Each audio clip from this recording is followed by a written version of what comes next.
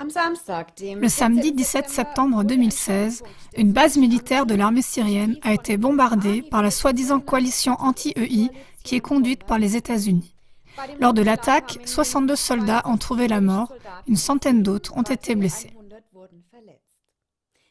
Directement après les attaques aériennes, une offensive de l'EI contre les positions syriennes a eu lieu. Le commandant russe a réagi avec indignation à cet incident et a convoqué une réunion d'urgence du Conseil de sécurité de l'ONU.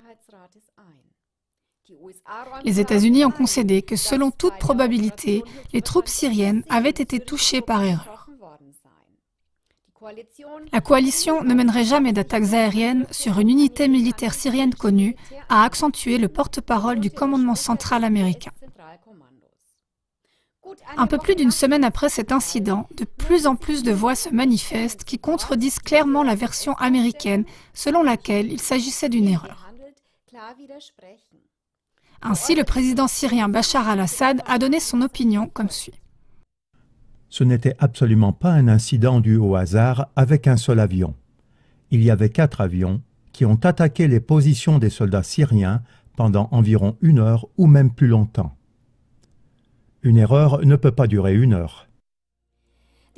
La journaliste et experte politique pour les affaires du Proche-Orient, Hafsa Kara Mustafa, ne croit pas non plus à une erreur.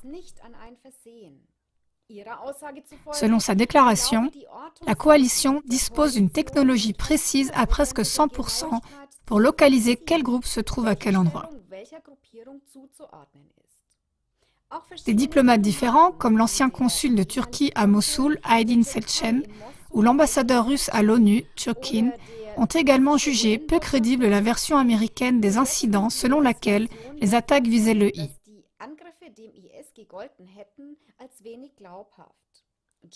Churkin a exprimé des doutes sur le fait que les forces américaines auraient tout à coup un intérêt à défendre l'armée syrienne contre les troupes de l'EI qui se trouvaient vis-à-vis d'eux dans la région.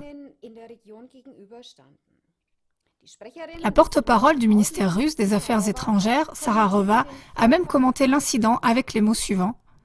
« Par le passé, nous avions présumé que par ces attaques, ils protégeaient le front al-Nosra.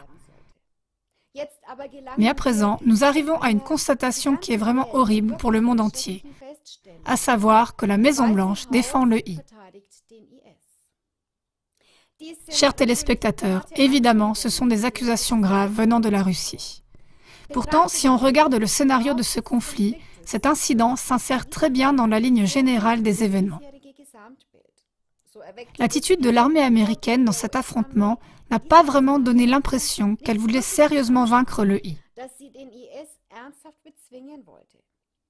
Un exemple, alors qu'en 2011, les États-Unis et leurs alliés avaient eu besoin de seulement 7 mois pour bombarder complètement la Libye, en Syrie, 1 an après le début des attaques aériennes de la coalition américaine, l'EI avait même gagné du terrain. Ce n'est que par l'intervention de la Russie qu'on a pu faire reculer l'EI et que l'armée syrienne a pu mener avec succès des offensives contre les terroristes. Mais au lieu de se réjouir des succès contre le prétendu rival commun, EI, les États-Unis, en interconnexion avec les médias et les politiciens occidentaux, calomnient les frappes aériennes russes.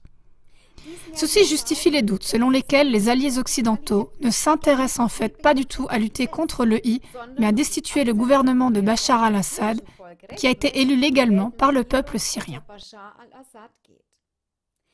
Alors que les troupes syriennes ont pris de plus en plus le dessus ces derniers temps, maintenant une autre ligne rouge a été franchie avec le bombardement des soldats syriens par la coalition commandée par des Américains. En outre, les combattants de l'EI étaient justement prêts à lancer leur offensive après le raid aérien. Cela vient soutenir la thèse de ceux qui prêtent une intention ciblée aux États-Unis et qui reprochent au gouvernement américain de soutenir l'EI en secret afin de consolider sa propre suprématie dans la région. C'est maintenant aux États-Unis d'élucider complètement l'incident et de prouver le contraire de manière cohérente. S'il n'y arrive pas, le Conseil de sécurité de l'ONU devrait reconsidérer sa position. Il est également temps que le gouvernement allemand retire l'armée fédérale de cette coalition. car le mandat donné par le Bundestag était pour le combat contre l'organisation terroriste EI et pas pour le combat contre l'armée syrienne. Un tel combat équivaudrait à une guerre d'agression illégitime selon l'article 26 de la Constitution allemande et devrait être sanctionné en tant que tel de façon correspondante.